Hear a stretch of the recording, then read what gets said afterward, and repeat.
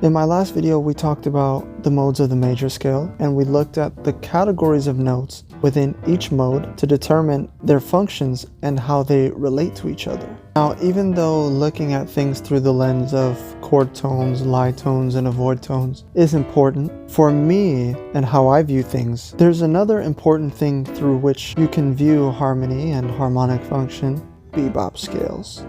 And now here I really do mean bebop scales and not sixth diminished scales. Those are different things to me.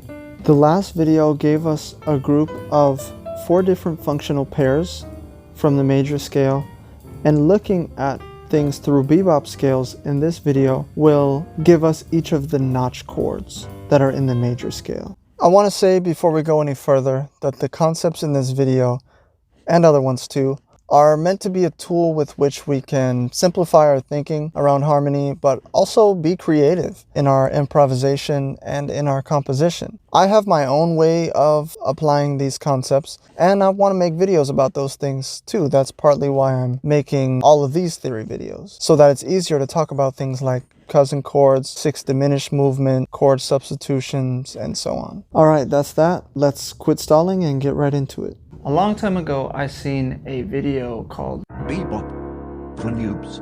Lesson 2. The bebop scales.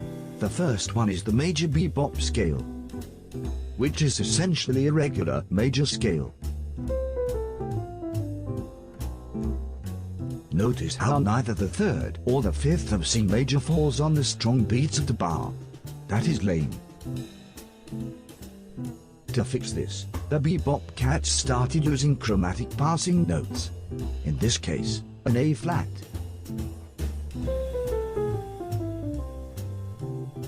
Notice how in this case all chord tones are on the strong beats. Wow, that is amazing. I remember seeing that video and being really interested, but also not quite satisfied. I'm a person that sort of has to expand everything as far as it can go, or at least I try to be. I want to understand a device and learn how to apply it in as many contexts as I can. So first of all, what is a bebop scale? Well, a bebop scale is, how I think about it anyway, is a regular 7-note scale or mode that you added another note to, a chromatic passing tone, so that you get some chord tones lining up on the downbeats, but more importantly, you can bypass hitting the avoid notes on the downbeat. So when you are avoiding the avoid tone on the downbeat and hitting the chord tones on the strong beats, on the downbeats, then you're sort of really outlining the function of that chord. Let me give you an example.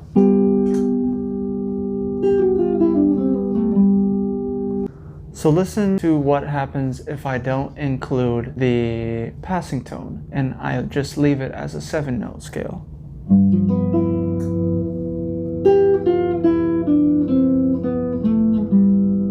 G, that's a chord tone, that's hitting on the downbeat. F is on the upbeat, which is a chord tone of this chord. And we've got E, which is on the downbeat now, and that's a lie tone, so it kind of works. And we've got another chord tone, D, the sol in this case, falling on the upbeat again. Okay, we've got some stuff going on. So if you don't include that passing tone, you're going to be hitting avoid notes. If you're just trying to play straight 8th notes, you know, only 8th notes, you're going to end up hitting that C and avoid tone on a strong beat. So that's like the most popular example of a bebop scale, the dominant bebop scale. But there are other ones, like the major bebop scale. So since we're doing the key of C, I'll just do key of C. Pretty much sounds like a major scale, right? But I include a passing tone between, in this case, the flower and fruit of the mode. So I'll play the chord, I'll play a C major 7. Pretty much works. Let's try from a different chord tone.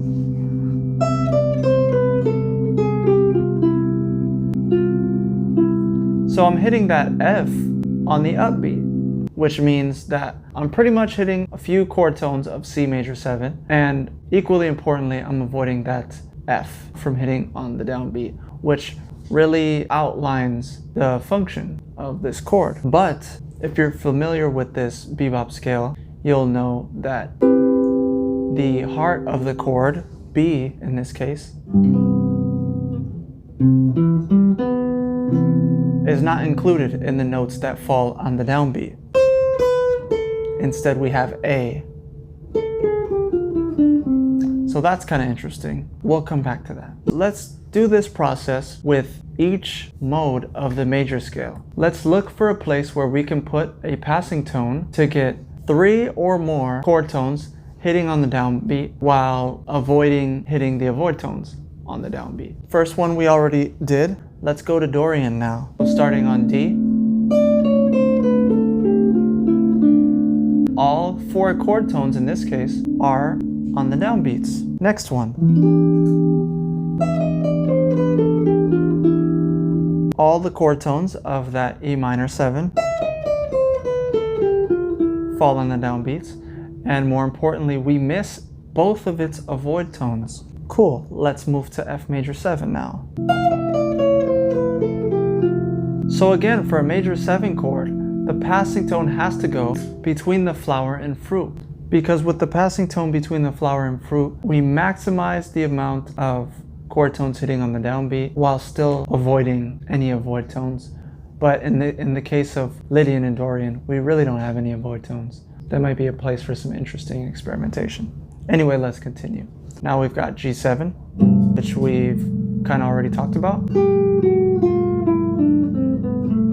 We can put it between the root and seed. 4 chord tones falling on the downbeat and missing that avoid tone. Let's continue. Now our La quadrad Aeolian. Let's make that a bebop scale. If you're paying attention, you might notice that this chord has the same passing tone as the Ionian bebop scale. So in this case, we get all 4 chord tones of that A minor while avoiding the F on the downbeat. Okay, last one, Locrian.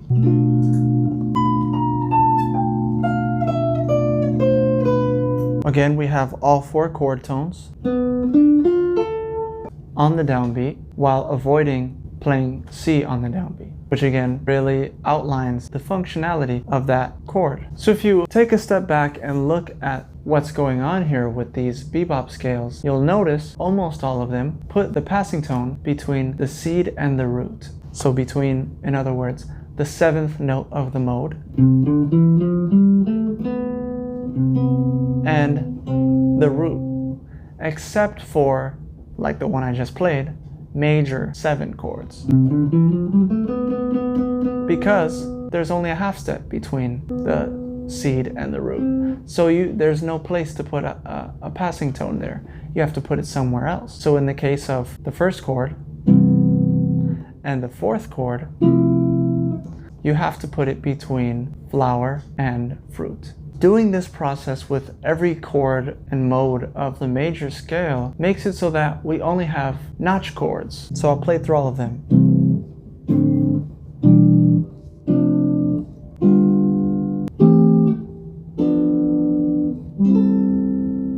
And if you look at how many there are, really there's only 5. Ionian and Aeolian are really the same chord. As far as bebop scales and notch chords are concerned, they're identical now. They're not just related, they're identical. Dorian and Lydian are also the same.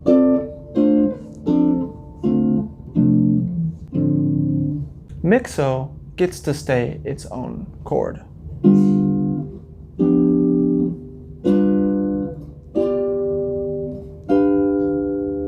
And Locrian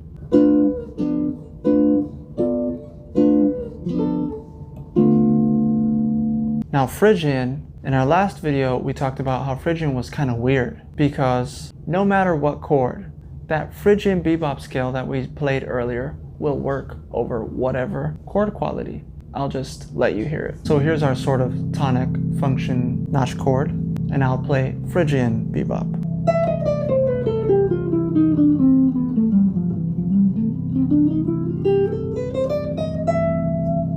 Okay, what about Dorian?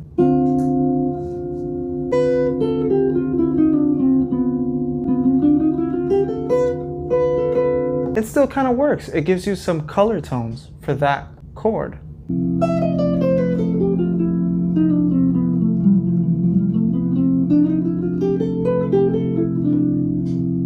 It works.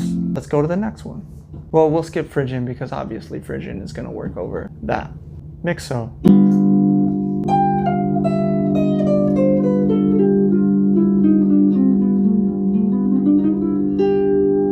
What about Locrian?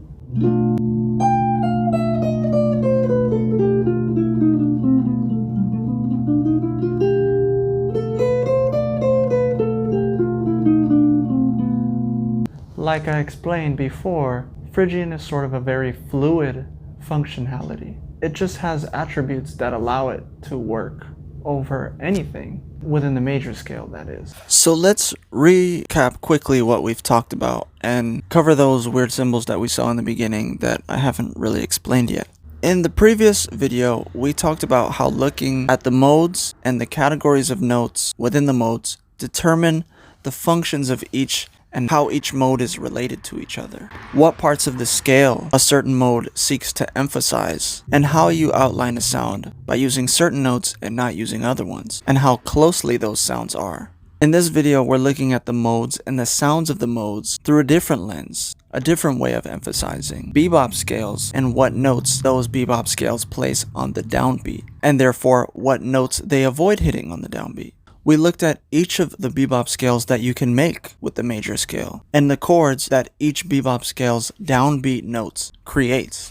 And we see that they're all notch chords. And we also see that there are only 5 of them, like we discussed earlier, which could give us creative ideas for chord substitutions or help simplify our thinking when we improvise. If we wanted to give those 5 qualities, those 5 notch chords, its own unique symbol, we could do that, and I have created these symbols. These are just the ones I use. Anyway, that's all I have for now. Go make some music.